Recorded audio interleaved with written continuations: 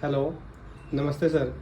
Sir आज हम आपसे जो बच्चे 10th और 12th पास आउट किए हैं उनको अपना कैरियर एज ए डॉक्टर बनाना है, तो उनके लिए सर क्या क्या मतलब एग्ज़ाम होते हैं, क्या उनको करना होगा फ्यूचर में जिससे वो अच्छा एक डॉक्टर बन सके। तो 10th जिसने जस्ट पास किया है उसके लिए 11th 12th में बायोलॉजी एज सब्जेक्ट होना कंपलसरी है। और जिन्होंने 12th पास कर लिया है और उनके पास बायो है थी, तो उनको एक एंट्रेंस टेस्ट देना होता है। पूरे ऑल ओवर इंडिया वो सेम एंट्रेंस टेस्ट है, सेम नाम है, सेम और कोई टेस्ट नहीं होता है। ये सिंगल विंडो टेस्ट होता है जिसको हम लोग नीट बोलते हैं, national eligibility cum entrance test. इसका अगर फॉर्मेट की बात करोगे तो टोटल 180 क्वेश्चंस होते हैं। 90 क्वेश्चंस इन बायोलॉजी और 45 क्वेश्चंस आपके फिजिक्स में और 45 क्वेश्चंस केमिस्ट्री में। बायोलॉजी में फिर 45 जोलॉजी और बॉटनी करके होता है, लेकिन कंपल्सरी क्योंकि बुक ही हमारी पूरी बायोलॉजी की एक सिंगल होती है 11th 12th में।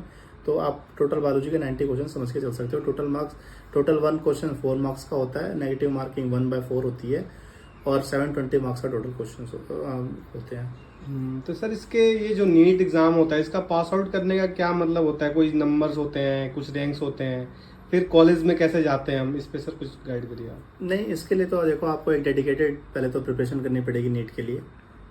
ऐसा नहीं है कि आप 12th पास करके और सोचो कि ये एज अ ट्रायल बेसिस पे आपको एंट्रेंस दे दो तो आप क्लियर कर सकते हो। एक अच्छी प्रिपरेशन करनी पड़ेगी। और जो नीट का एग्ज़ाम है, जो 90 क्वेश्चंस है ना आपके बायोलॉजी के, वही आपको सिलेक्शन कराते हैं और नहीं कराते हैं। तो 90 क्वेश्चंस जो बायोलॉजी के हैं वो आपके 90 आउट ऑफ 90 भी सही हो सकते हैं। मीन्स 50% मार्क्स आपके परोसे हुए हैं। लोग मेरे से पूछते हैं बच्चे की जो तैयारी कर रहे हैं कि मैं कैसे पढूं, मैं क्या करूं, मैं कौन से बुक से पढूं, मैं क्या नहीं पढूं, कैसे प्रैक्टिस करूं। मैं उनको एक लाइन में बोलता हूं कि देखो, आप अपनी एनसीईआरटी की 11th और 12th क्लास की बायोलॉजी पढ़ो। बायो के लिए एनसीईआरटी की 11th और 12th क्लास की बायोलॉजी पढ़ो, और जिस दिन आपको अपनी एनसीईआरटी के बायोलॉजी के एनसीईआरटी बुक का पेज बाय पेज रट गया, मतलब ये चीज़ कहाँ लिखी है, कौन से लाइन पे लिखी है, ये फोटो कौन से साइड है, राइट साइड है, लेफ्ट साइड है, ऊपर है, नीचे है, आपने मतलब आपको अगर पूरा का पूरा एनसीईआरटी के 2 बुक 11th और 12th के बायोलॉजी की दिमाग में बैठ गई हैं, पेज बाय पेज आप बता सकते हो, आपका सिलेक्शन हो चुका है। फिजिक्स की अगर बात करें तो फिजिक्स तो आपको जो बेसिक 11th 12th में पढ़ता वही होती है, थोड़ा सा बेटर उसका एप्लीकेशन हो जाता है, उसके प्रैक्टिस कर सकते हो। और केमिस्ट्री भी मैं कहूँगा कि वो एनसीईआरटी के लिए इनफ है, एनसीईआरटी केमिस्ट्री इनफ है, ऐसे प्रिपेयर कर सकते हो। तो सर मान लीजिए जिसका एंट्रेंस निकल गया, क्लियर हो गया, अच्छे रैंक्स आए, तो फिर उनको कॉलेज में जाना होता है सर, तो कॉलेज में कैसे जाते हैं? फिर कॉलेज के हमने सुना है कि काफ़ी ज़्यादा फीस होते हैं, तो ये सर इस पे कुछ बताइए आप। नहीं, फीस तो यार कुछ नहीं होता ऐसा। आप अगर गवर्नमेंट इंस्टीट्यूट्स में जाते हो तो फीस का कोई ज़्यादा मैटर नहीं करता है अभी भी। मेरी एमबीबीएस में हर ईयर 12,000 फीस जाती थी साल की। उसमें भी 6,000 रुपीज़ ट्यूशन फी होता था और 6,000 हॉस्टल चार्जेस होते थे। तो फीस तो ऐसे कुछ ज़्यादा नहीं है। हाँ, किसी किसी स्टेट्स में 35,000 40,000 है, बट किसी स्टेट में 1 लाख से ऊपर पर ईयर की फीस नहीं है। 1 लाख से नीचे ही फीस लगती है हर इंस्टीट्यूट में।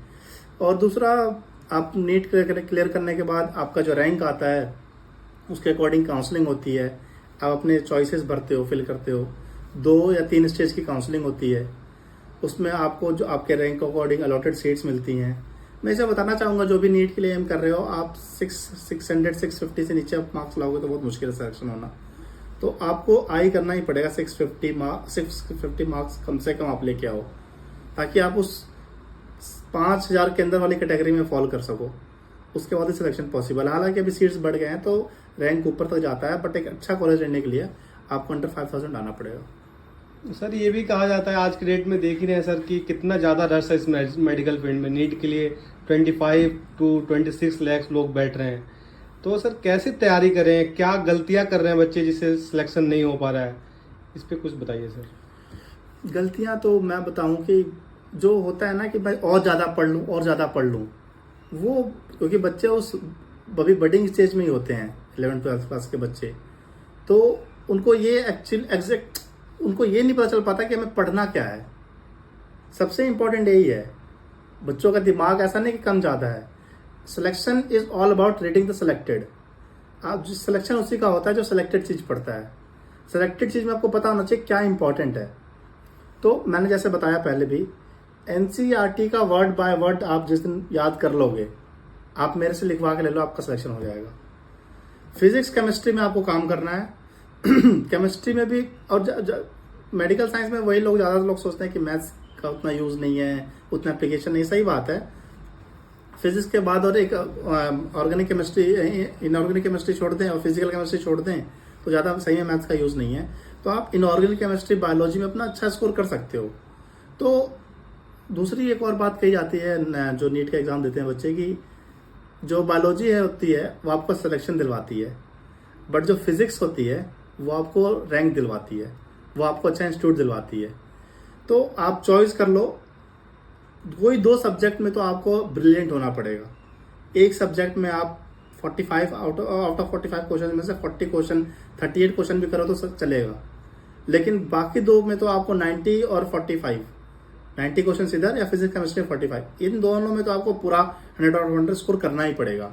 और वो करने का सिंपल तरीका है, आप एनसीईआरटी बायो की पूरी रट जाओ, पिक्चर्स के साथ, एग्जाम्पल्स के साथ, जो भी इन्फ्लोरेसेंस के एग्जाम्पल हैं। अभी भी देखो, मेरे को याद आता है तो बहुत सारे मेरे को इन्फ्लोरेसेंस कौन से होते हैं, कौन से बाइपिनेट लीव होते हैं, मल्टीपिनेट लीव होते हैं, सब चीज़ें मुझे याद आती हैं। एग्जाम्पल्स हम लोग ऐसे ही जो जैसे रटा था बायोलॉजी में, वही अभी तक याद आता है। तो वैसे आपको करना पड़ेगा।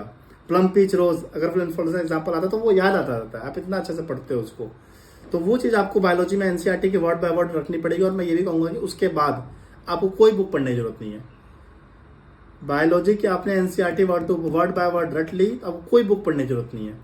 उसके बाद सिर्फ आप क्वेश्चंस लगाओ, प्रीवियस ईयर क्वेश्चंस लगाओ, 10 ईयर्स के, 20 ईयर्स के क्वेश्चंस लगाओ, दैट्स इनफ। फिजिक्स के लिए आप कोचिंग ले सकते हो चाहो तो। केमिस्ट्री कोचिंग तो आपकी चॉइस है, जिस मर्जी चलो, जहाँ से भी लो, एक अच्छी कोचिंग लो, टाइम पास वाली कोचिंग ना हो। और आजकल तो ऑनलाइन ट्रेंड्स भी चल गए हैं बहुत ज़्यादा, तो जो आपको सुटेबल लगता है उनसे थोड़ा सा डिस्कस करके, बात करके, आप मेरे को पर्सनली मैसेज करो, मैं बता दूंगा कौन सी कोचिंग बेटर है नहीं है। बट अभी तो ये बताना सही नहीं रहेगा, लेकिन आप एक गाइडेंस जरूर लो। ऐसा नहीं कि मैं खुद से कर लूँगा, होते हैं 1000 में 1 बच्चे होते हैं ब्रिलियंट जो कर लेते हैं खुद से भी, बट हर कोई तो ब्रिलियंट नहीं हो सकता ना, तो थोड़ी गाइडेंस आपको लेनी चाहिए। थैंक यू सर, आपके इस सजेशन से बच्चों को काफ़ी हेल्प मिलेगा। Thank you sir.